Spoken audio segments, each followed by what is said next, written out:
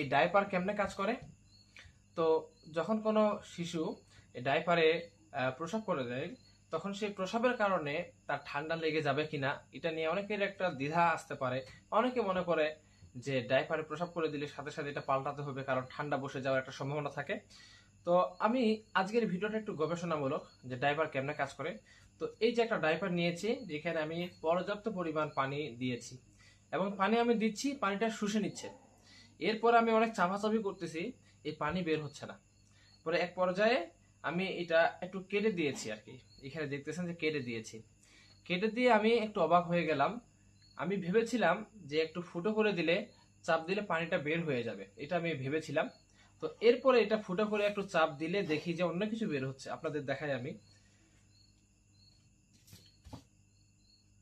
দেখেন, হয়তো দেখতে পাচ্ছেন, চাপ দিচ্ছি, এখানে অন্য কিছু কিন্তু বের হচ্ছে, দেখেন।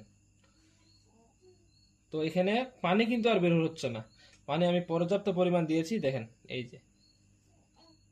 তো এগুলো হলো যেটা আমি বুঝলাম।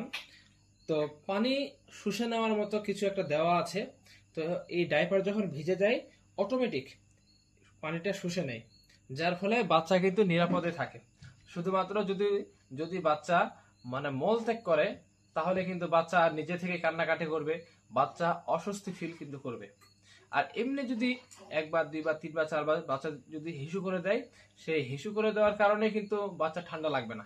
কারণ এই যে এটাই, যে পানি শুষে নেওয়ার মতো অনেক কিছু দেওয়া আছে।